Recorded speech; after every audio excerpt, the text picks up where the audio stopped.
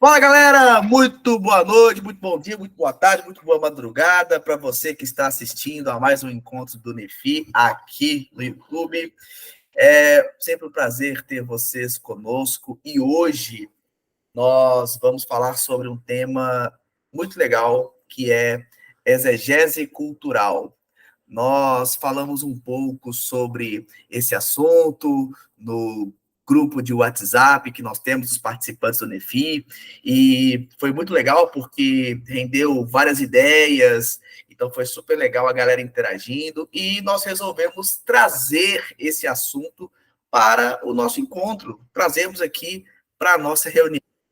Mas antes de nós começarmos, galera, olha, eu não posso começar o nosso encontro sem antes dar o NEFI Day. Sim, galera, a terceira edição do NEFI Day está chegando. A verdade em um mundo relativizado. Então, anota aí na agenda, dia 13 de janeiro de 2024, sábado, na Igreja de Deus da Profecia, em Contagem, Minas Gerais. Vamos começar a partir das 2 horas da tarde. Nós vamos receber aí Rodolfo Amorim, vai estar conosco. Vamos receber também Tiago Ferreira. Vamos ter momento cultural, vamos ter coffee break. Então, galera, você que é de Contagem, BH, Betim, Ribeirão das Neves, não deixem de participar. Nossos encontros online são sempre uma maravilha. Mas, claro, né, galera? O encontro presencial é sempre muito melhor. É a oportunidade que nós temos de nos encontrarmos, nos abraçarmos, estarmos juntos e, claro, aprendendo uns com os outros. Afinal, o NEFI é exatamente isso. É uma comunidade dialogal, um ambiente que promove e estimula ideias. Então, não perca NEFI Day 2024, a verdade em um mundo relativizado. Se você quer fazer a sua inscrição, clique no link que está na descrição do vídeo ou no link que está na bio do nosso Instagram, @NEFIEstudos. Beleza, galera? Pessoal, sem mais delongas, eu quero compartilhar a minha tela com vocês, porque hoje, como prometido, nós vamos falar sobre exegese cultural. Pronto, acho que a minha telinha já está aparecendo aí para vocês. Pronto, a tela já está aí. Exegese cultural. Vamos falar um pouco sobre esse assunto que ele é necessário. Eu diria que é importante. Eu diria que todos nós precisamos fazer exegese cultural. E quando nós falamos de exegese cultural, do que isso se trata exatamente? O que é isso? Quando nós falamos de exegese cultural, galera, essa exegese cultural ela nada mais é do que compreender a cultura que nós estamos inseridos. Compreendermos para onde que a cultura aponta. Identificarmos os valores que moldam a cultura. Então, é olhar para o todo, é olhar para onde nós estamos inseridos, é olhar para o nosso contexto cultural. E esse olhar para a cultura, ele é um olhar extremamente necessário, extremamente importante. E nós vamos falar mais sobre isso, sobre esses aspectos da exegese cultural. E agora? Bom, compreender a cultura, os aspectos da cultura, enfim, como que a gente faz exegese cultural? E agora? E quero falar rapidamente com vocês sobre 4 aspectos desse tema. Vamos falar um pouco sobre panorama histórico-cultural, vamos falar sobre uma tensão dolorosa, porque nós vivemos em meio a uma tensão dolorosa. Falaremos rapidamente de cosmovisão cristã e, em seguida, testemunho fiel. Uma coisa liga a outra, tá? Então, quando a gente fala de panorama histórico-cultural, nós estamos olhando para a cultura e identificando os ídolos que estão entremeados nessa cultura. E é muito importante nós fazermos essa análise, ou melhor, é muito importante nós termos esse olhar atento com relação aos ídolos que permeiam a cultura. Afinal de contas, os ídolos, eles são invisíveis, né? É diferente, por exemplo, do Império Romano, que os deuses tinham nome e imagem, né? Os falsos deuses, os deuses contemporâneos, não. Eles agem por meio do consumo, agem por meio ali da busca demasiada pelo prazer, e esses ídolos, eles moldam a nossa maneira de pensar. Os ídolos moldam a nossa maneira de agir. E por moldarem a nossa maneira de pensar e por moldarem a nossa maneira de agir, nós precisamos pensar essa cultura e assimilarmos esses falsos deuses. Inclusive, não tem como nós falarmos de exegese cultural sem falarmos do Tim Keller. Ai, meu Deus do céu, Tim Keller. E o Tim Keller tem um livro fantástico que é Falsos Deuses, Deuses Falsos, aliás, né? Inclusive, nós falamos sobre esse livro aqui no Clube de Leitura do Nefi. Se você quiser assistir a esse encontro, tem aqui no canal, então procure lá na playlist do Clube de Leitura. E o Timothy Keller, sobre idolatria, ele vai falar o seguinte: se qualquer coisa torna-se mais fundamental do que Deus para a sua felicidade, sentido da vida e identidade, então essa coisa é um ídolo. O conceito bíblico de idolatria é uma ideia extremamente sofisticada, integrando as categorias intelectual, psicológica, social, cultural e espiritual. Pois bem, eu gosto muito de uma definição do próprio Keller, que ele fala que idolatria é você pegar algo da criação de Deus e colocar no centro do seu coração. Então, se você adora mais algo que pertence à criação, ao próprio Deus que criou todas as coisas, isso é idolatria, né?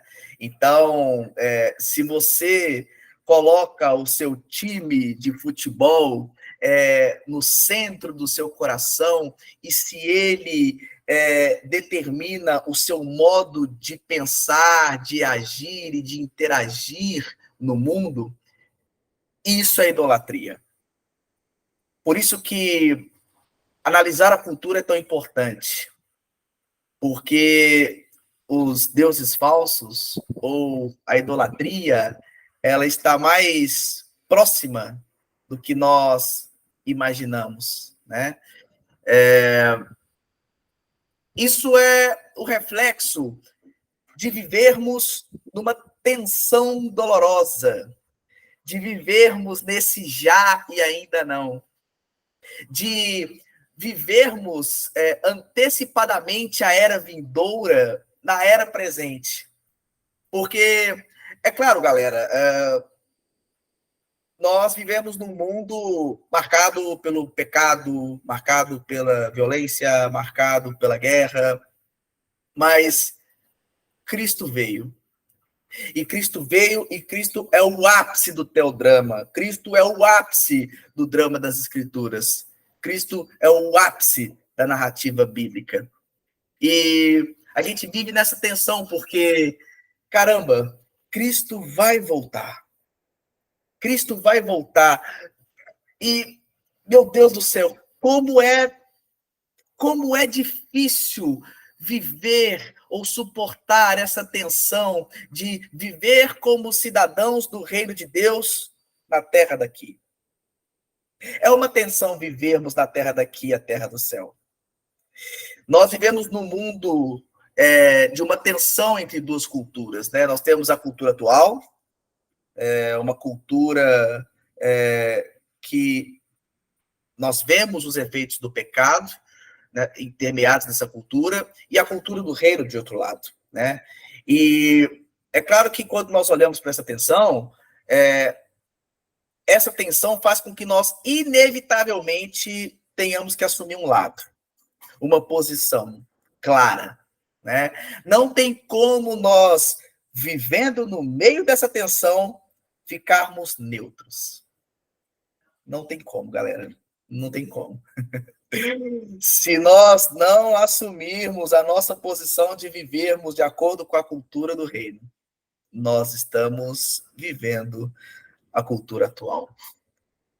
Então, é impossível viver no meio de uma tensão sem assumir uma posição em meio a essa tensão. E vivendo nessa tensão entre duas culturas, como nós podemos realizar uma exegese cultural? Partindo da cosmovisão cristã. Porque a partir da cosmovisão cristã, nós olhamos para o todo da vida através da metanarrativa bíblica. Criação, queda, redenção, restauração, enfim. Eu olho para a história bíblica, eu olho para essa metanarrativa bíblica e, a partir dessa metanarrativa, eu me identifico nessa metanarrativa, e essa metanarrativa, ela é essencial para o modo como nós, cristãos, interagimos com Deus, com a criação, com a humanidade. Com o modo como nós interagimos com o outro, e também com tudo que foi criado por Deus. Então, a cosmovisão cristã, ela nos remete a olharmos para a grande história. Mas não é apenas um olhar para a grande história. É também, por meio dessa grande história, nós interagirmos com o mundo. Não se trata apenas de olharmos para a história bíblica e assimilarmos conceitos, vermos como Deus foi se revelando progressivamente ao longo da história. Não, não. O Van Hooser, no livro O Drama da Doutrina, ele vai falar que os cristãos, eles são atores. Os cristãos, eles atuam, eles encenam. E é legal esse livro, porque o Van Hooser vai falar simplesmente de um teatro mesmo, né? E o nosso papel como cristãos é encenar o teodrama, encenar, esse drama das Escrituras. E como que a gente interage com o mundo? Pregando o Evangelho. E pregar o Evangelho não apenas proclamando verbalmente, mas principalmente com as nossas ações. Por meio de atitudes concretas, que o mundo olha para nós e perceba que nós somos cidadãos do reino de Deus. É nós nos aproximarmos da cultura, mas não sermos totalmente absorvidos por ela. E também não fazermos o papel de nos afastarmos completamente da cultura também. Aliás, um detalhe importante aqui é que, na verdade, é um erro quando nós tentamos fazer isso. Porque o testemunho fiel nosso implica o equilíbrio, implica nem o escapismo, nem o triunfalismo, nem o escapismo de afirmarmos que nada da cultura é bom, nem o escapismo de tentarmos viver num dualismo de igreja e mundo, como se fossem dois mundos distintos, e nem o triunfalismo também de vamos dominar o mundo. Não. A exegese cultural, ela nos leva a, compreendendo a cultura, nos aproximarmos dela, contribuindo para a prosperidade da cidade, mas ao mesmo tempo exercendo o papel de profetas, denunciando aquilo que está errado na cultura. Ou melhor, aquilo que é influência do mal na cultura. Esse é o nosso papel. E, bom, nós estamos no século XXI, nós estamos encerrando o ano de 2023 e iniciando 2024. E exegese cultural talvez nunca foi tão importante para nós, cristãos, como agora. E é por isso que é algo que nós precisamos pensar a respeito, praticar, para que nós possamos contribuir para a missão de Deus, para que nós possamos sermos participantes ativos e efetivos da missão de Deus. Bom, passada essa rápida exposição, e a minha intenção, de fato, foi ser breve mesmo nessa parte expositiva, eu quero trazer algumas perguntas para nós conversarmos a respeito, para nós lançarmos luzes a respeito, porque eu penso ser importante nós pensarmos sobre essa questão da exegese cultural. E, galera, a primeira pergunta que eu quero trazer para a noite é a seguinte: exegese cultural é mesmo necessária? E, se sim ou se não, por que ela é necessária? Ou por que não é necessária, né? Enfim. Podem ficar à vontade, podem abrir câmera, microfone, ou se você não quiser abrir câmera e microfone, pode colocar sua resposta no chat também, que a gente lê, tá bom? Mas, enfim, galera, a exegese cultural, ela é mesmo necessária? Por quê?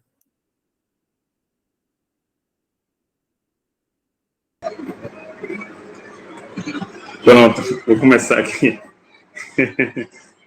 Tomar iniciativa. Né? Eu concordo que eu entendo que é necessário, né, ser feita essa exegese, porque no sentido de a gente saber filtrar, né, o que há de bom na cultura e o que precisa ser denunciado, né? Então, mas para a gente ter essa postura de ter até um testemunho fiel, não tem como ter um testemunho fiel se a gente não souber com o que a gente está lidando, né? Se eu não conheço o instrumento, se eu não conheço a cultura, como é que eu vou denunciar o que há de errado se eu não sei o que há, se eu não conheço o que há de errado naquela cultura, né? Eu acho que é por isso que há a necessidade tanto de ter essa exegese, porque para eu criticar, eu preciso conhecer, né? Apesar de que nos dias de hoje muitos querem criticar algo, mas quando você pergunta, você já leu sobre isso?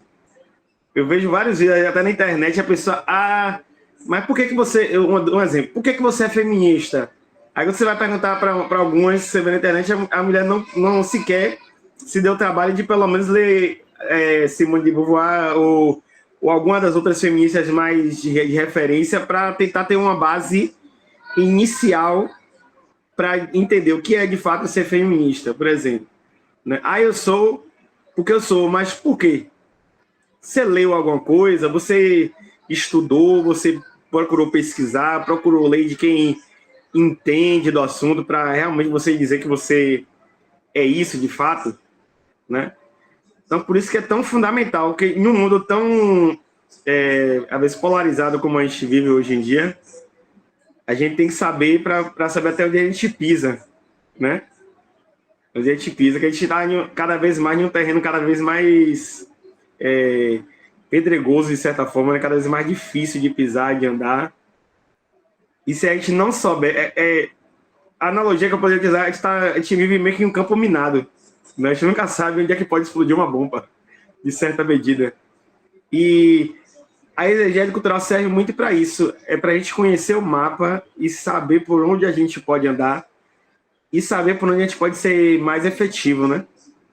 Não, eu entendo que é por aqui, porque a gente já conhece. Conhecendo o caminho, fica mais fácil para apontar as melhores rotas, as melhores saídas, né? E saber por onde a gente não... e evitar os perigos também, de certa forma, né?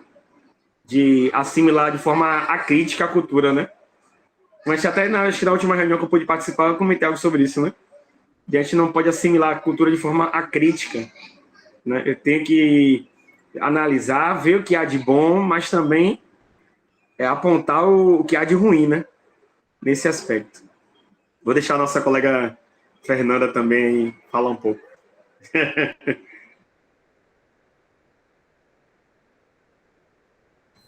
Exato, mano. Oi, Fernanda? gente. Boa noite. Sempre que eu penso nessa ideia de exegese cultural, me vem muito aquela passagem de Paulo no Areópago, né? Eu acho que uma das coisas que dificultam o nosso papel, a nossa atuação cultural, além do fato da gente ter parece que um medo da cultura, sabe?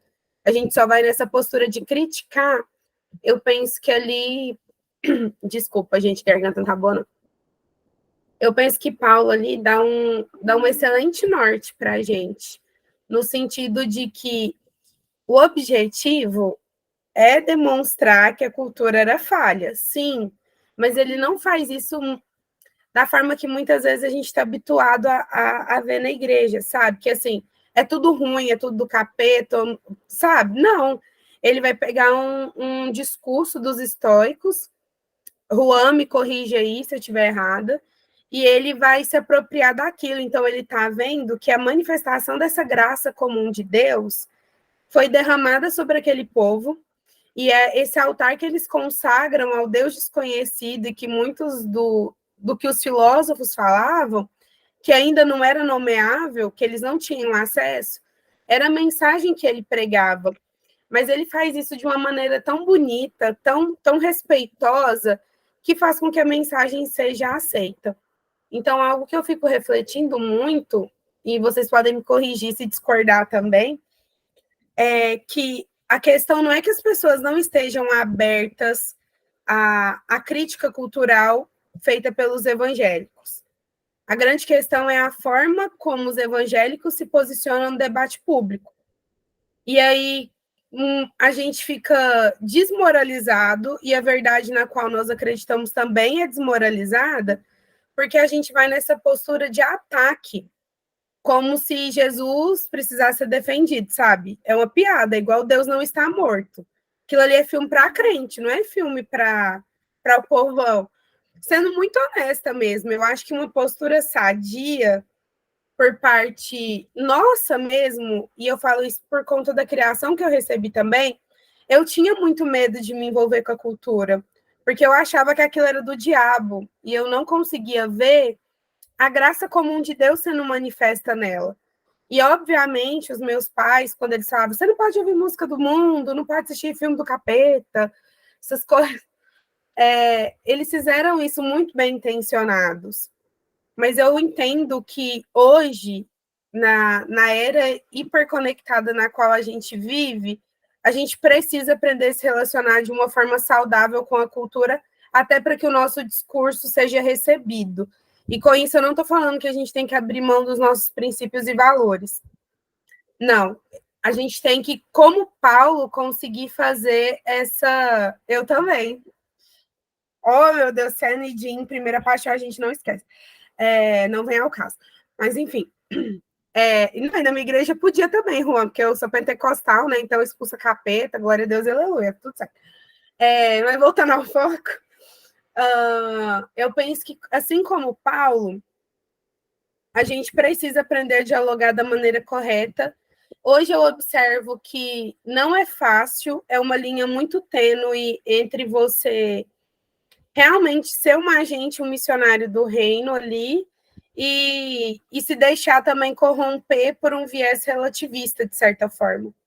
Mas, para mim, um modelo de exegese cultural é Paulo pregando no Areópago e eu, nas minhas relações com os meus amigos, tentando, através do afeto e dessa ponte de amizade, trazer para eles de forma natural aquilo que eu acredito.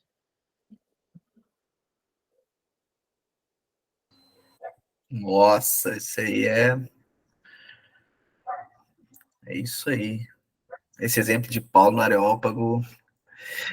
Eu achei muito legal isso que a Fernanda falou, porque exegese cultural é importante, e aí claro, eu vou voltar a deuses falsos, gente. Olha, leiam deuses falsos. Como fazer exegese cultural? Leiam deuses falsos do Tim Keller. Ali você vai ver o Keller fazendo exegese cultural e incrível. Mas por que eu acho interessante isso que a Fernanda fala? Porque, às vezes, a nossa linguagem não é a mais adequada. Às vezes, o modo como nós comunicamos Jesus mais repele as pessoas do que atrai as pessoas para Cristo. E isso é um problema. Isso é um problemão. Porque isso implica numa compreensão de que nós não estamos conseguindo fazer uma adequação do contexto. O Van Hoosen vai falar isso no Drama da Doutrina. Ele vai falar assim, olha, cristãos precisam ensinar o drama. Como que você vai ensinar o drama? Primeiro você precisa interpretar o drama das escrituras, óbvio. Só que, ao mesmo tempo, você precisa pegar esse drama, o conteúdo desse... O conteúdo é o conteúdo. Pronto. Mas como que eu vou comunicar o conteúdo desse drama? Ou melhor, como que eu vou encenar o drama em novos cenários? Porque o modo como se encenava o drama, o modo como se encenava o teodrama no século XVI é totalmente diferente do modo como a gente encena o teodrama no século XXI. Sabe? Então, às vezes, a nossa comunicação é uma barreira. É uma barreira. Porque isso acaba, eu acho até, não sei o que vocês acham, amigo, queria até lançar para vocês, que uma linguagem que repele tudo da cultura é uma tentativa completamente vã de um viver dualista. Não, eu tô na igreja, eu não me envolvo. Não, música boa é só música do segmento gospel. Filme bom é só filme cristão. Eu vou num museu de um pintor que é cristão, porque se não for cristão, não, é tudo... Sabe? Então, assim, né? É tenso, assim, essa coisa de demonizar tudo como a gente vê, e isso atrapalha demais numa exegese cultural, sabe? Fernanda? Não, quero compartilhar só uma vivência que para mim foi muito significativa, que quando eu entrei na faculdade, em 2014, eu estava com 17 anos, fui criada no contexto da Assembleia de Deus muito tradicional aqui em Goiânia, muito tradicional, minha Assembleia de Madureira, né? E eu lembro que eu tive música na faculdade, era uma matéria obrigatória da pedagogia, e o professor, sabe qual que foi a tese dele de doutorado? Que as alunas do curso de pedagogia não tinham acesso a bens culturais por causa da religião. E ele foi super aplaudido, a tese dele, porque justificava muita coisa, né? A falta de, por exemplo, de vivências culturais na escola se dava muito porque o público majoritariamente da pedagogia é feminino, cerca de 90% das meninas são cristãs, e aí, no caso, ele atrelou uma coisa à outra. o fato de serem crentes os exclui dessa vida cultural, logo isso defasa o nosso sistema de ensino, porque muito do que o professor ensina parte da vivência dele enquanto ser. E aí, assim, eu lembro que na época eu fiquei, tipo, super criticando ele, como assim? Eu vou para concerto, eu adoro música clássica, eu tô lá em museu, não sei o quê. E eu com essa cabeça, assim, mas aí eu comecei a pensar, se eu já fizesse uma pesquisa na igreja, que na época eu estava, se eu fizesse uma pesquisa, quantas pessoas lá vão a museus com assiduidade? Quantas pessoas consomem músicas não cristãs? Quantas pessoas estão expostas a músicas distintas do seu nicho? Por exemplo, até a música clássica. Muitos deles nem sabem que a maioria dos artistas, dos compositores de música clássica são cristãos, então demonizam isso, acham ruim, não gosta, não foi formado culturalmente. E aí eu penso que, cara, às vezes a gente não tem dimensão de como esse nosso testemunho ele interfere numa esfera tão ampla, e esse pessoal que está lá está criticando com muita razão. Porque isso eu fui entender depois, sabe? Eu tenho que fechar a janela, tá chovendo.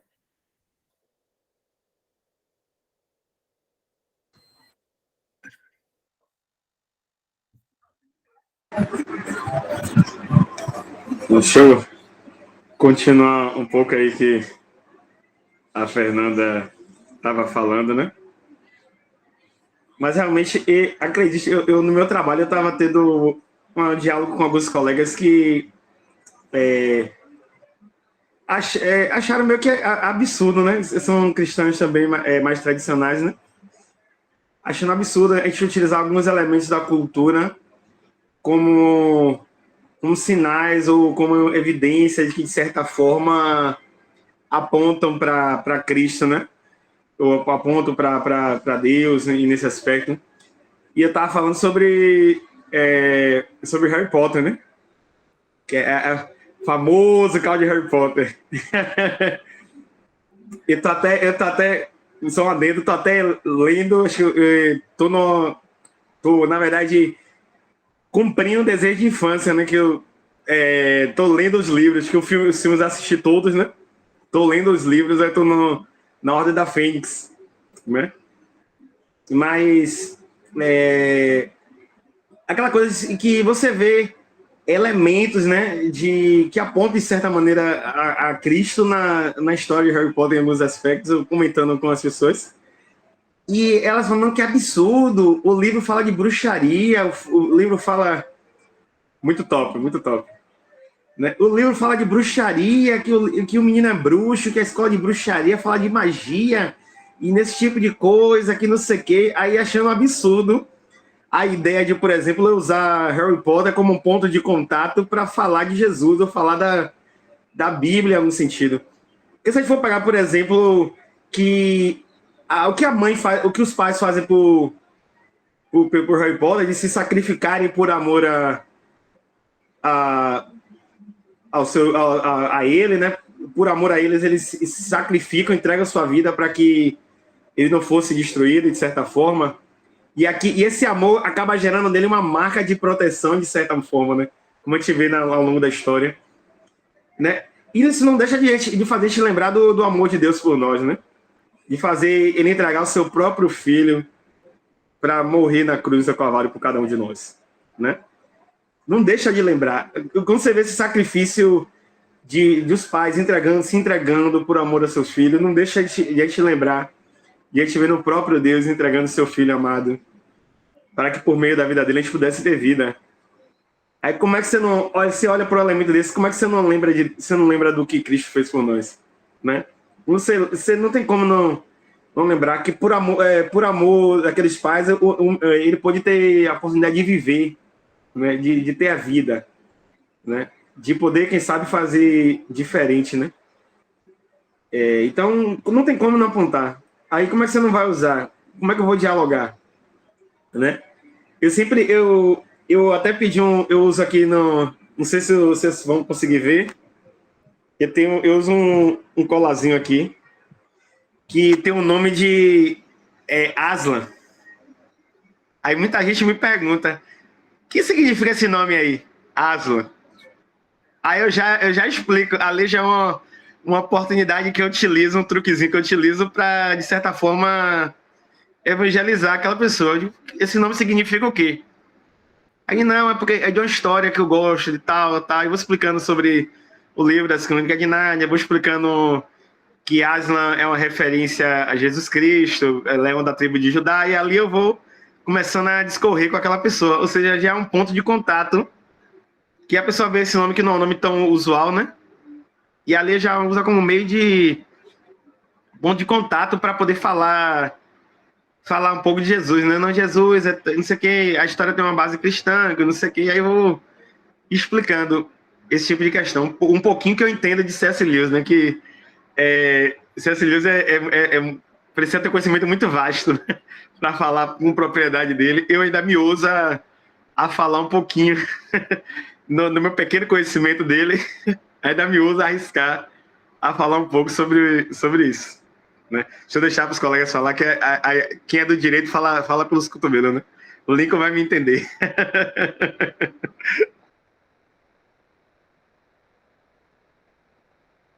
Top, mano. Fernanda, você tava falando alguma coisa, você foi fechar a janela do seu quarto. Não, eu acho que eu tinha terminado. Era só nesse sentido de como isso chegou pro meu professor, sabe? Ele era não, né? Ele foi criado a vida inteira dele lá em Santa Maria, no Rio Grande do Sul, e ele veio para Goiás há uns 20 anos, quando ele passou no concurso federal para ser professor lá na Faculdade de Educação. Então, dentro da realidade do sul do Brasil, que é a região menos evangelizada do país, eu fiquei pensando muito sobre isso, né?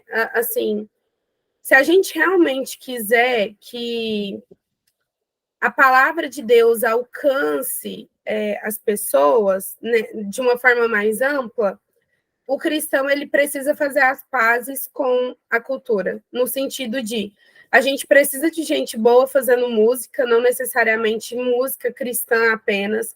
A gente precisa de bons filmes, porque me poupa, assim, filme evangélico é muito ruim, é emocionante, você chora, é fofo, glória a Deus, aleluia, mas assim, alcança só quem é crente, quem já acredita nessas coisas, não dialoga com quem está distante. Por exemplo, tem uma booktuber que eu gosto muito dela, que é a Tatiana Feltrin, talvez vocês conheçam ela.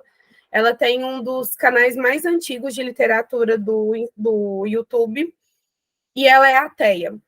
E aí é impressionante que ela leu, né, as Crônicas de Nárnia, sem saber que Aslan era uma possível referência a Jesus, não era a forma como Lewis queria que a obra fosse interpretada, mas a gente pode conversar sobre isso depois. E ela não sabia também, ela é apaixonada por Tolkien, ela não sabia que todas aquelas referências eram bíblicas. E aí, o que fez a chavinha dela virar foi quando ela leu O Paraíso Perdido, do John Milton, e aí ela começou a acompanhar o trabalho da Ana Campagnolo, que antes de virar militante de direita, ela também era uma booktuber. E aí ela conta, né, como que ela foi realmente entender que durante mais de 20 anos da vida dela, tudo aquilo que ela leu, na verdade, tinha inspiração bíblica. Ela continua sendo ateia. Mas olha que poderoso uma pessoa com o grau de influência que ela tem conseguir fazer essa referência. Não existe nada novo nos livros, é só uma releitura a partir do livro mestre que guia essas pessoas. Eu penso que isso é fazer cultura, dialogar com a cultura. É o que o Lewis, o Tolkien, a Agatha Christie, o George MacDowell, eles conseguiram fazer dentro do seu tempo. É o que o U2 consegue fazer com as músicas deles. Então, assim, eu penso que, como Brasil, o tipo de cristianismo que chegou para a gente, o modelo que se propagou, infelizmente, trata a cultura por um viés dualista e de confronto, de embate.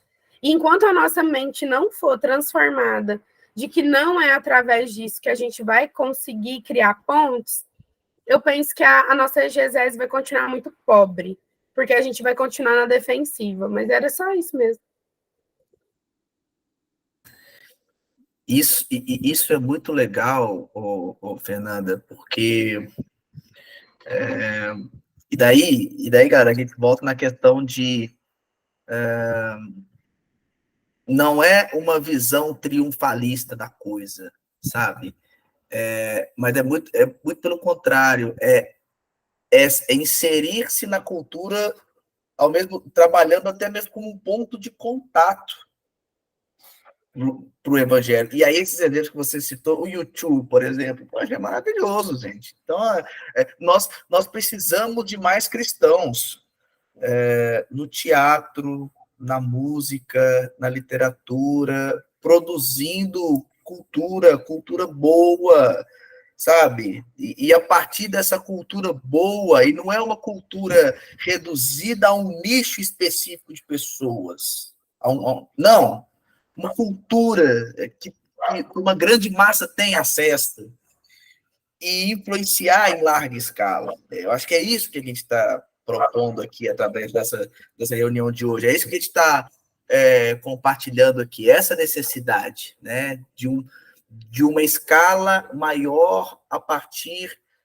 de uma inserção maior numa cultura, na produção de uma cultura em larga escala. Eu acho que é esse ponto é muito, muito importante.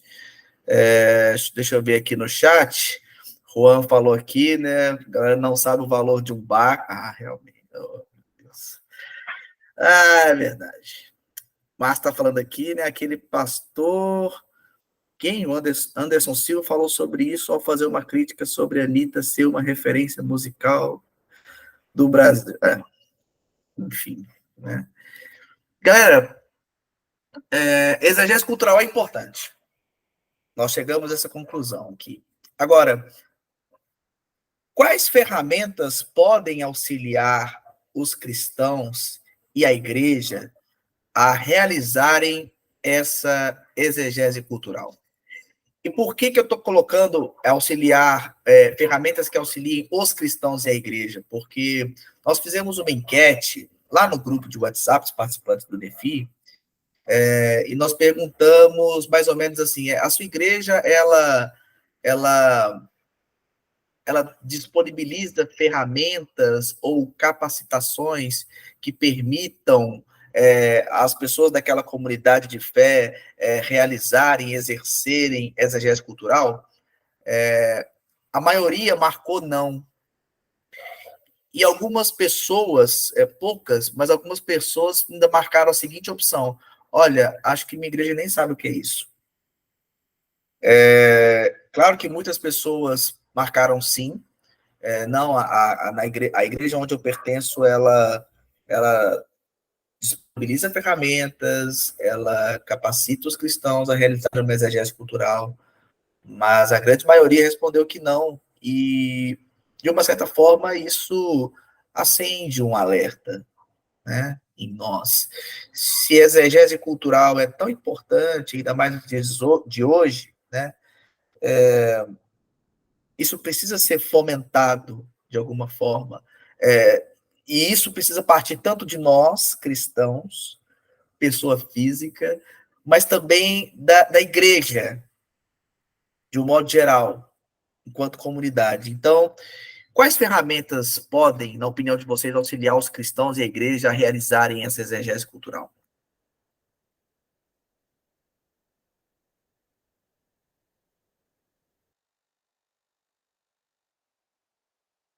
Não ouvi o final. Lincoln, repete, por favor, de novo.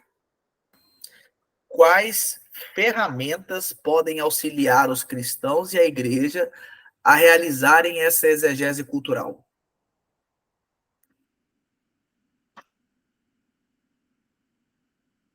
A gente fez uma viagem missionária com os meninos para o Piauí esse ano. Eu participo do Conselho de Adolescentes da minha igreja. E a arte, ela comunica de uma maneira que penetra numa parte sensível da gente, que talvez a palavra em si não vai alcançar no primeiro momento.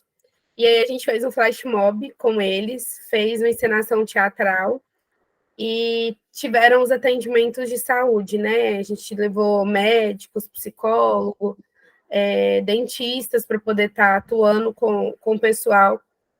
E a minha igreja, a igreja da qual eu faço parte hoje, a gente se preocupa muito com isso. Inclusive, a gente teve um curso semana retrasada com o pessoal do Efeito Prisma, lá em Caldas Novas, que é uma cidade próxima aqui em Goiânia. Conheci os meninos do Prisma, são, assim, incríveis. E muito do que a gente falou lá foi justamente esse tema, hiperconectividade. Como que a gente faz para poder alcançar esse público? Eu penso que uma das ferramentas é a linguagem que os meninos falam hoje em dia. Talvez as pessoas mais velhas é mais difícil a gente alcançar, porque elas têm já uma série de resistências e, enfim. Mas a gente pode melhor formar as nossas crianças e adolescentes para eles dialogarem melhor com a cultura.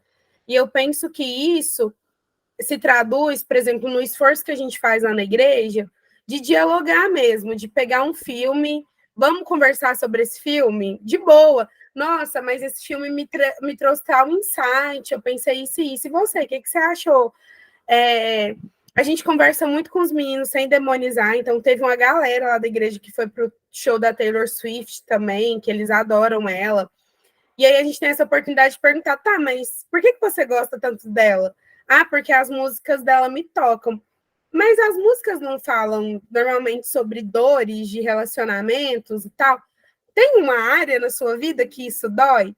Aí é a hora de virar a chavinha e trazer Jesus para a conversa, sabe? Mas sempre partindo do diálogo. A gente pressupõe, lá na igreja, pelo menos, na qual eu faço parte, a gente tenta dialogar o máximo possível, porque para a gente o mais importante nisso tudo é a mesa. Então, a gente pode ter essas conversas mais sérias e, em momento nenhum, a gente cala a nossa crítica em relação ao tipo de produção audiovisual que a massa está produzindo. Mas a gente tenta entender por que as pessoas produzem o que elas produzem e incentivar os nossos meninos e meninas a trabalharem com isso. E, poxa, se Deus está te chamando para criar um videogame, para ser um programador, para ser um designer, cara, usa isso da melhor forma possível. A gente teve até um musical ontem sobre os dois filhos, né? Foi uma releitura do Filho Pródigo na interpretação do Timothy Keller, que os dois filhos precisavam ser alcançados. E aí, o que os meninos fizeram da equipe teatral da igreja? Eles pegaram várias músicas do sertanejo comuns, que todo mundo ouve, e eles parodiaram as letras, trazendo as parábolas bíblicas para a letra, mas com o mesmo toque dessas músicas. Então, realmente foi a paródia. E aí, no começo, quando começou a dedilhar, você via umas expressões, tipo, eles não vão fazer isso, né? Tipo, música do mundo na igreja. Mas pegaram. Até a galera mais velha pegou também. O Lucas Pergolaro, que é um dos meninos do Prisma, ele compartilhou algo que a igreja dele, a Vineyard, fez, que foi um musical sobre a vida do Keith Green e como que o Keith Green conheceu a Jesus, fazendo um paralelo com outro artista que também morreu aos 28 anos, só que de suicídio. E aí eles falam assim, o que foi o diferente na vida desses dois? Gente, eles tocaram música do mundo na igreja, os irmãos, no primeiro momento, quiseram, tipo, rechaçar. Depois eles entenderam qual era o ponto. A tristeza produzida segundo Deus gera arrependimento, e a tristeza segundo o mundo gera remorso, que é a morte. Então, cara, eu acho que é isso. Assim, se você está falando de ferramenta, eu acho que o que não falta para a gente é ferramenta. Eu acho que falta muito mais uma disposição do nosso coração em tentar fazer bom uso dessas ferramentas. E eu falei que eu não ia falar mais, né? Desculpa. Não, que isso, fica à vontade. Que isso, tá ótimo. Márcio, meu querido.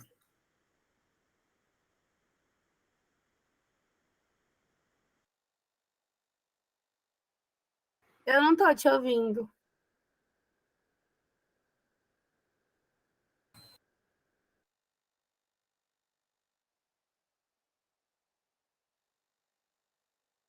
Tá mutado, mano. Perdão. Aí, agora sim. Agora sim. Agora que eu reparei que tava... Nossa, eu achei muito interessante os exemplos que a Fernanda trouxe, né? Sobre isso. E realmente eu entendo que também tem que partir da disposição da igreja em querer fazê-lo, né? Em que sentido? Eu diria que é muito mais fácil você rechaçar totalmente do que você tentar separar, de certa forma, usando analogia bíblica, o joio do trigo, né? É muito mais trabalhoso você dizer que, por exemplo, o peixe não presta para comer, do que você começar a comer e com cuidado e separando e tirando as espinhas e comendo aquilo comendo a carne que é útil, né? E, na verdade, eu diria que, em certa medida, passa por uma certa preguiça, às vezes, intelectual também. Ah, não, a cultura nada presta, então é mais fácil você rechaçar que você fazer esse caminho de equilíbrio. É porque é trabalhoso, e por ser trabalhoso, a maioria prefere não fazê-lo. Poxa, isso aqui é muito difícil. Então, talvez em uma cultura que a gente vive, que está tudo tão mais fácil, e algumas coisas não tão mais fáceis de se obter, assim, então quando tem algo mais trabalhoso, a gente tem muitas vezes uma geração que não quer fazer porque dá mais trabalho. E por isso aqui dá muito trabalho, né? Talvez essa geração, às vezes, Google, que está acostumado a pegar o celular e olhar o que significa tal coisa, aí o Google já vai dar uma resposta. O Lincoln vou entregar minha idade aqui, mas o Lincoln vai lembrar desse também. Quantas vezes para estudar algo para a escola, eu já peguei essa fase, eu tinha que ir na biblioteca para pegar livros, para sentar ali, anotar o que eu ia precisar, para depois eu chegar em casa e fazer uma síntese daquilo uma síntese para entregar o trabalho na escola. Então, olha quanto trabalho eu tinha para fazer. Com certeza. Então, era muito mais trabalhoso. Só que hoje, por você ter tanta facilidade com todas as coisas, essa geração às vezes encontra algo mais difícil, já quer rechaçar, porque isso aqui dá muito trabalho. Né? Isso aí que a Fernanda trouxe mesmo é o que a gente precisa abordar, é o tipo de linguagem que a gente precisa saber. Nós precisamos ser tradutores da língua, não quer dizer que a gente vai aproveitar de forma crítica, mas precisa saber traduzir a linguagem de uma forma que a igreja entenda, que nós possamos produzir algo de bom com essa síntese que a gente aprende, né? E possa dialogar e que as pessoas possam ver que a coerência, que a lógica e de que há fundamento do que a gente acredita. E que talvez a gente esqueça de ser permeado pelo amor. Né? Acho que o que falta às vezes no tempero da crítica é o amor. Em primeiro lugar, o amor a Deus e o amor àquelas vidas que estão ali recebendo aquela mensagem. Muitas vezes a gente quer apontar o dedo, isso aqui está errado, isso aqui é do diabo, e quer ser agressivo. Eu digo, ou você se converte ou você vai para tal lugar, ou você se converte ou vai acontecer isso na sua vida, ou você se arrepende dos seus pecados, ou Deus vai descer com a ira dele sobre você. Sabe aquela linguagem agressiva que vai acontecer o quê? De uma pessoa digo, Deus é mais, para que eu vou querer um Deus desse? Que se eu não aceitar determinado ponto, ou X ou Y, ele vai fazer isso acontecer. Né?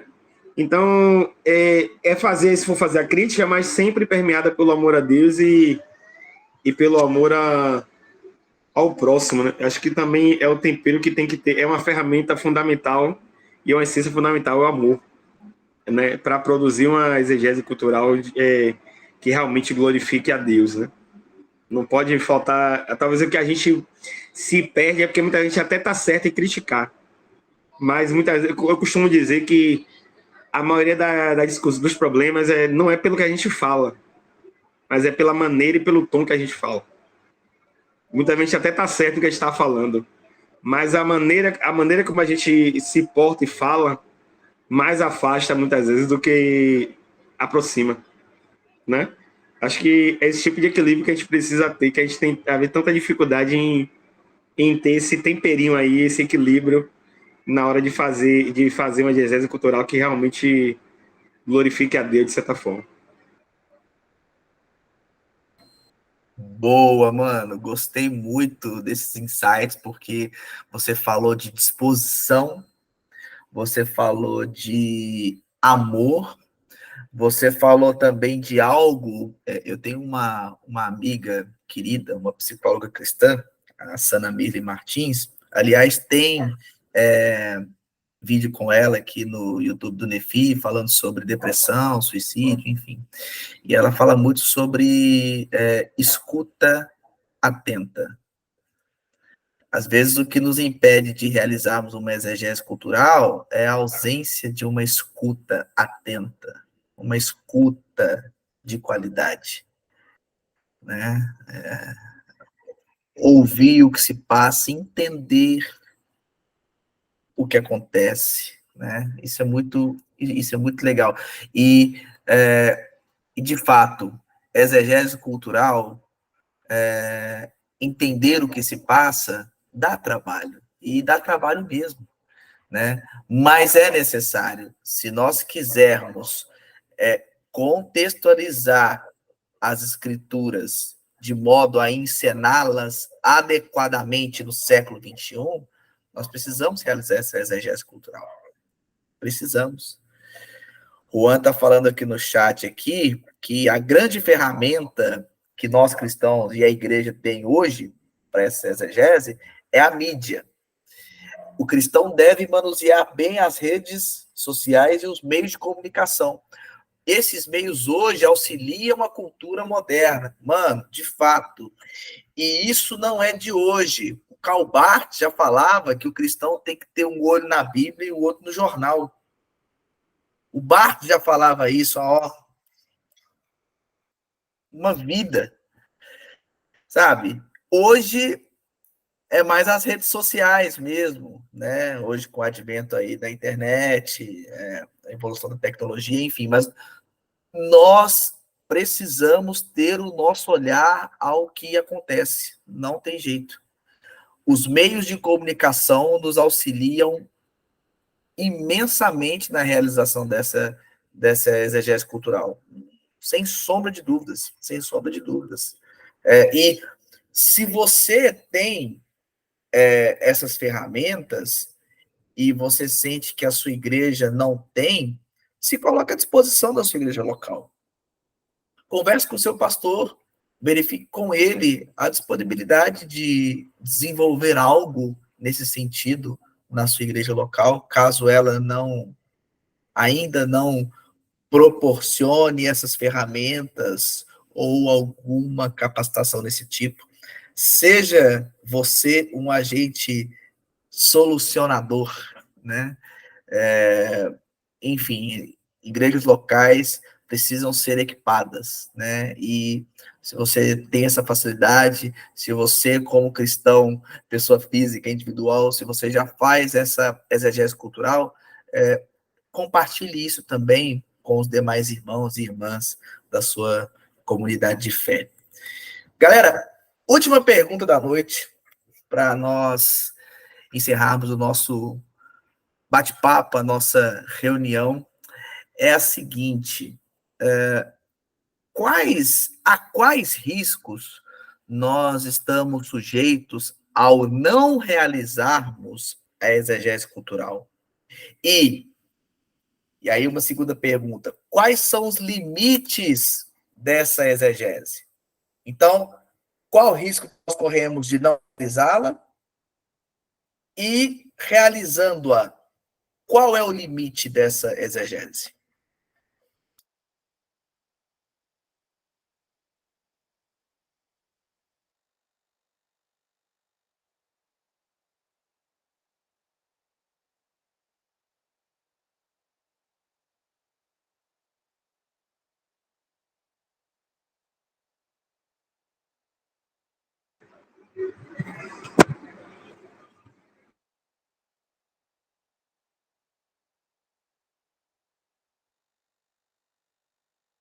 Márcio, pode falar, brother.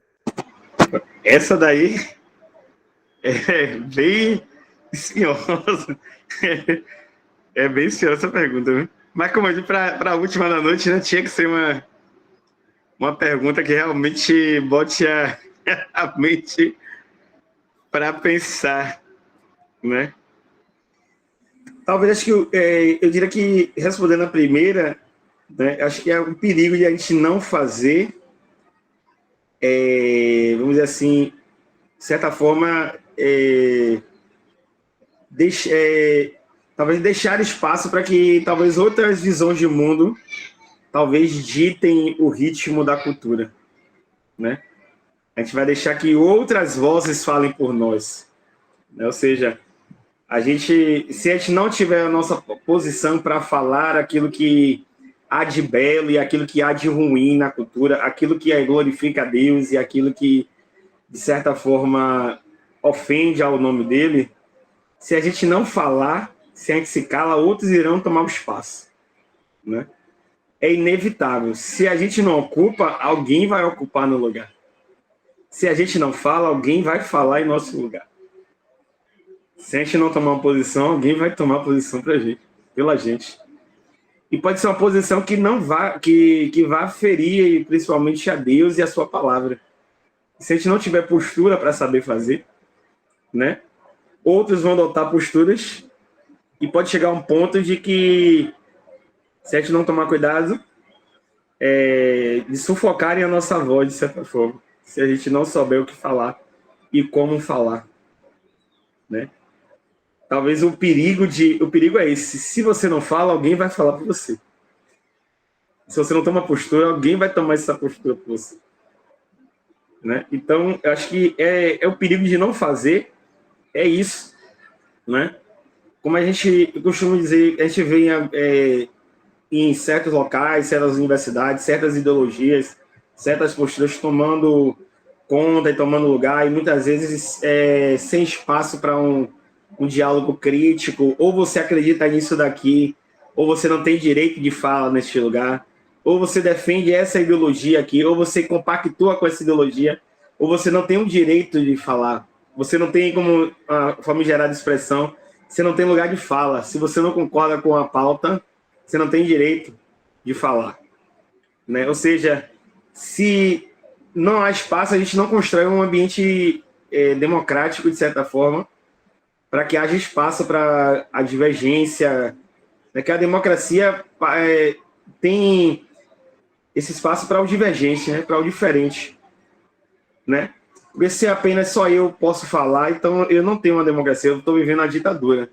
Se só o que eu defendo aqui pode ser posto na mesa, então eu não estou vivendo uma democracia, estou vivendo uma ditadura, né?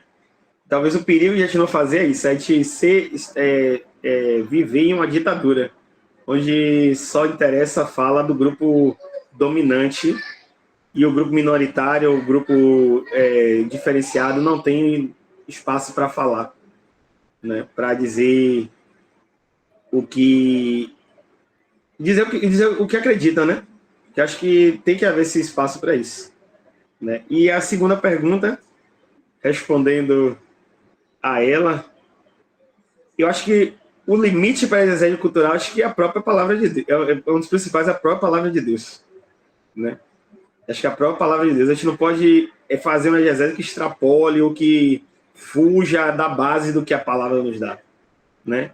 E acho que a importância de a gente ter a nossa cosmovisão bem fundamentada, porque ela também vai servir como um balizador para a gente definir os limites de uma exegese cultural saudável, né? Em que realmente faça sentido, né? Porque se você não tem um fundamento sólido, então qualquer tipo de construção serve, né? Se não tem uma base sólida, qualquer construção serve. Ou seja, a questão do barco também, né? Se eu não sei para onde ir, qualquer vento serve. Se não tem uma direção, então você não tem um norte, uma base para começar dali a fazer, ou para dali me dar limite. Então, eu posso fazer qualquer tipo de exercício cultural e vai estar tudo certo nessa visão.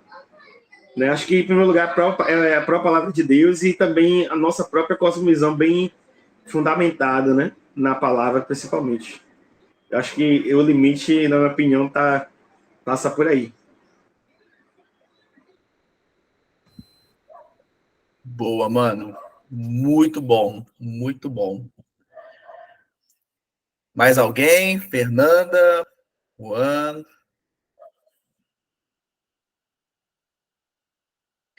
Já falei demais. Ah, que isso? Pode falar. Não, pode falar. Quer te ouvir, ué.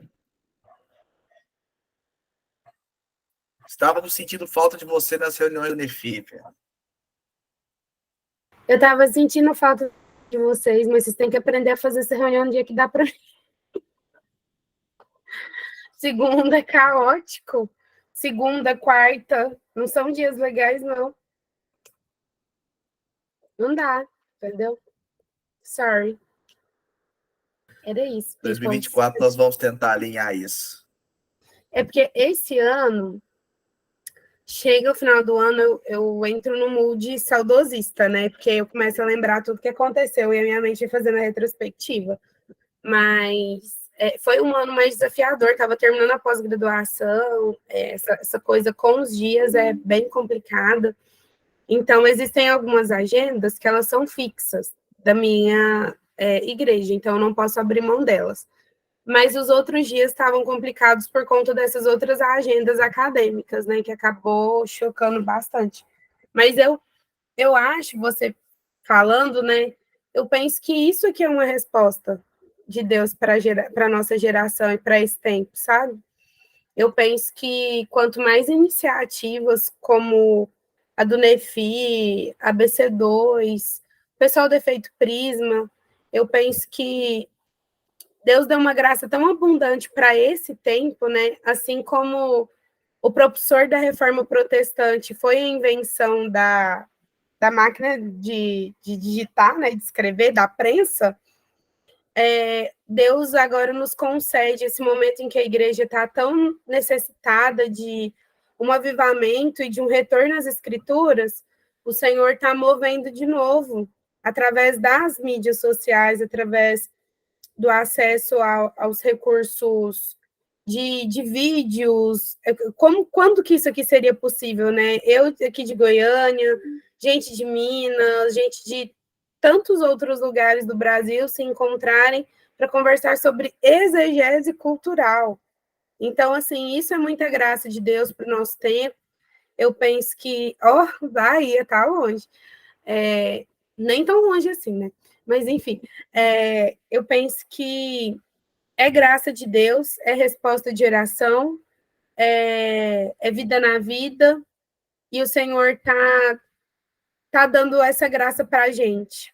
E eu acho não, eu tenho certeza, a Bíblia fala que aquele a quem foi dado será cobrado. Então, se a gente tendo todos esses recursos, o que acontece com o nosso silenciamento? A gente perde a oportunidade de fazer parte do que Deus está fazendo no mundo, e isso é um prejuízo só para a gente, porque ele vai usar quem tiver com o coração disposto a fazer. As pessoas perdem por não terem acesso a essa verdade na qual a gente acredita e sabendo que isso poderia transformar a vida delas. A cultura perde porque a gente se silencia, então aberrações musicais, como os últimos tempos o Brasil tem produzido e exportado, vão tomando mais força no cenário cultural. Eu gosto muito de literatura, e algo para mim sofrível é o quanto a literatura soft, hot, ela aumentou, e o quanto as crianças, né, para adolescentes, estão consumindo já esse tipo de material, e eu penso, poxa, será que realmente não existe gente no nosso meio para poder escrever boas histórias? As histórias que mais impactaram esse período da contemporaneidade que a gente está vivendo foram escritas por crentes, gente que ama Jesus. A J.K. Rowling, que escreveu Harry Potter, a gente pode discordar do tipo de fé que ela professa, mas, em tese, ela é uma irmã nossa em Cristo Jesus. Ela produziu algo que influenciou toda a minha infância, que foi Harry Potter. E toda a infância dos meus alunos que consomem isso, eles têm 8 anos de idade. Então, eu penso que esse duplo movimento, né? A gente perde a oportunidade de participar do que Jesus está fazendo no nosso tempo, e as pessoas perdem porque elas não vão ter acesso a essa verdade. Então, eu não acredito em acaso. Se Deus deu todos esses recursos para a gente, o que a gente vai fazer com eles? E quando ele perguntar para a gente, né, o que vocês fizeram com os dons que eu entreguei? que o nosso coração tenha certeza, muita convicção de que tudo aquilo que ele entregou para ser feito foi feito dentro da possibilidade de cada um. Se é aqui através do Nefi, coordenando mesmo que o encontro tenha o Lincoln e o Juan, amém, glória a Deus por isso. Se é lá na universidade, promovendo uma roda de conversa, um intercâmbio no qual a gente possa trazer algumas verdades, amém por isso. Se é na nossa igreja, ensinando e levando em doses mais palatáveis para a nossa comunidade de fé, esses lampejos da graça de Deus manifesta na cultura, que seja, mas que a gente não seja encontrado no Senhor faltante dentro daquilo que ele confiou a nós, dentro das nossas possibilidades. Eu tentei ser sucinta, mas é uma dificuldade que eu tenho, que eu preciso melhorar em 2024.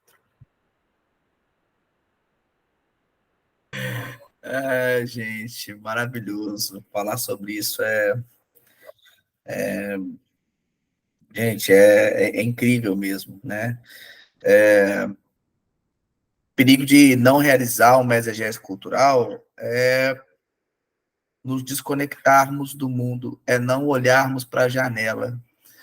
O John Stott, ele vai dizer que a igreja, ela deve preparar os cristãos para a mundanidade, porque é na sociedade, é no mundo que o cristão, ele exerce a sua missionalidade, seja pregando, seja sendo um bom funcionário, seja produzindo cultura, seja, enfim, o mundo é a arena pela qual nós exercemos essa missionalidade, né? É no mundo que nós saímos e convidamos as pessoas para o banquete, que já está pronto.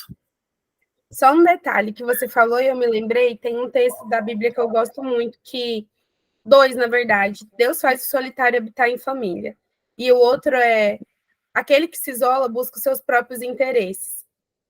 Eu faço a analogia da seguinte forma: quando eu me ausento da esfera pública, eu estou buscando os meus próprios interesses. Eu já reconheci que talvez, assim como Jonas também teve essa perspectiva com os irmãos de Nínive, eles não são tão preciosos assim. Eles não precisam ser alcançados. Tanto é que o que eu gosto desse texto é que fica evidente o coração do profeta quando ele fala: eu não queria vir porque eu sabia que o Senhor é misericordioso e que salvaria esse povo. E ele, na arrogância que muitas vezes a gente tem, a gente tem que ser sincero com o nosso coração. A gente não quer estar na arena pública porque a gente quer que eles sejam condenados. Porque a gente quer realmente que eles sejam culpabilizados por tudo que eles fizeram. Isso evidencia a falta de misericórdia e amor dos nossos corações, que para alguns, aqueles que pecam menos, eles merecem misericórdia. E aí a gente se coloca numa postura de juiz sobre os nossos irmãos, que ainda não sabem que são irmãos, mas são irmãos, e aí a gente está buscando os nossos próprios interesses. É nesse sentido que eu queria fazer a ponte. Aquele que se isola busca os seus próprios interesses. Esse também vai ter que prestar contas diante de Deus. Isso é muito sério. Isso é muito pesado. E eu sinto o quanto isso falta dentro das nossas igrejas ser pregado mais também, sabe? Que a gente precisa exercer misericórdia sobre a vida dos nossos irmãos, mesmo que eles ainda não saibam que são nossos irmãos. Eles são criaturas feitas por Deus, dignas de serem amadas, de serem respeitadas, mas que precisam receber a palavra. E se a gente assume essa postura de se colocar num nível um pouco mais superior que o deles, a gente impossibilita o diálogo. E para mim, eu ainda acredito que é mesa, é comunhão, é diálogo, que cria a possibilidade de estabelecer uma ponte cultural. Pelo menos assim, é o que eu acredito hoje. Posso mudar? Talvez, mas enfim.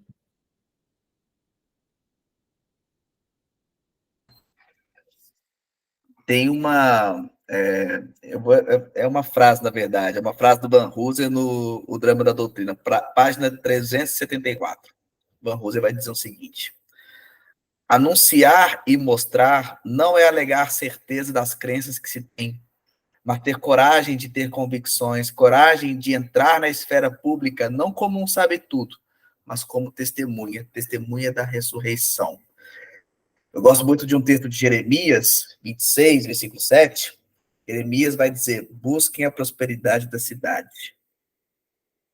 E ele está falando isso para um povo que está no exílio babilônico.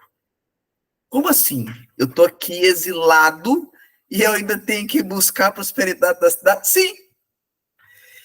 E às vezes a gente pode pensar, mas eu não estou no exílio. E aí talvez a reflexão que fica é: quem disse que nós somos daqui?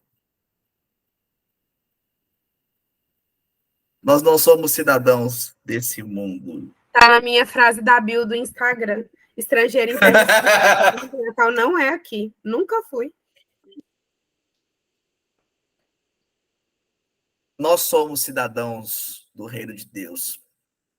Nós vivemos já na era presente os efeitos da era vindoura. Mas mesmo assim, nós precisamos buscar a prosperidade da cidade. Ainda assim, nós precisamos nos envolver na esfera pública. Ainda assim, nós precisamos olhar para a nossa cultura e perceber o que está influenciando essa cultura, para onde ela aponta.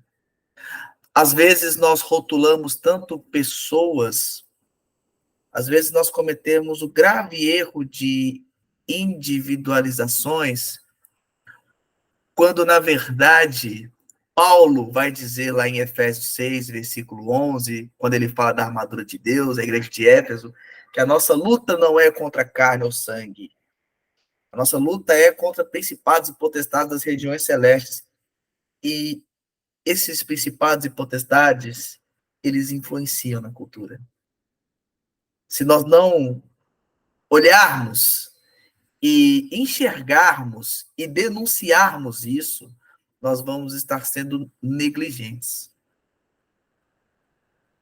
Por isso que exegese cultural, meus amigos, é tão importante e tão necessária no mundo de hoje.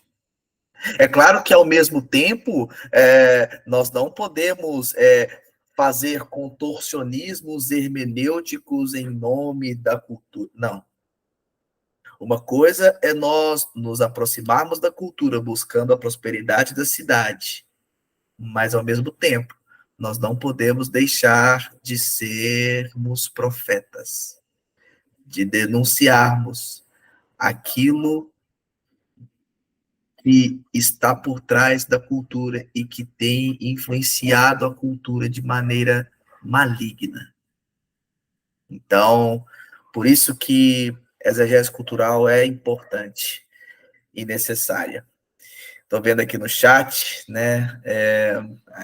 Juan está falando aqui, né? A grande preocupação, o que influencia a nossa cultura atualmente. De fato, mano, é a grande preocupação. Márcio disse aqui no chat também, né? Se o nosso conhecimento teológico não nos leva mais a amar a Deus e nosso próximo, esse conhecimento é inútil. É verdade, é verdade. Conhecimento é em prol de servir e de misericórdia. Conhecimento é para isso. Fernanda disse aqui, né? Portanto, pensem nisso. Quem sabe que deve fazer o bem e não o faz, comete pecado. Exatamente. É exatamente isso. Com essas palavras, meus amigos, nós encerramos a última reunião do NEFI de 2023. Mas calma, amanhã, lá no nosso Instagram, nós teremos uma super live com o Anderson Paz, às 8h30 da noite. Vamos conversar sobre Kuyper, sobre Doivert, vamos falar um pouco sobre como esses homens contribuíram a partir das suas reflexões acerca da cosmovisão cristã. Tá bom? O Anderson já esteve aqui no NEFI outras vezes, tem aqui no YouTube, você pode assistir, mas confira a nossa live lá no Instagram, vai ser super legal, você pode fazer perguntas também, e vai ser bem legal, beleza? Galera, a vocês que nos assistiram até aqui, Muito obrigado. Não se esqueçam, Nefidei está chegando. Olha, Rodolfo Amorim, Tiago Ferreira, Momento Cultural. Se eu fosse você, eu não perdia essa oportunidade. R$ 20 só a inscrição, galera. Gente, o preço tá topíssimo para todos vocês participarem, tá bom? E continuem divulgando o Nefi nas suas redes sociais, grupos de WhatsApp, igrejas locais. Instagram, @Nefi Estudos, e o nosso canal no YouTube, Núcleo de Estudos Fé Inteligente. Siga a gente aqui no nosso canal, beleza? Galera, a todos vocês, muito obrigado. Deus abençoe. 2024 tem muito mais. Tchau, tchau, galera. É nóis.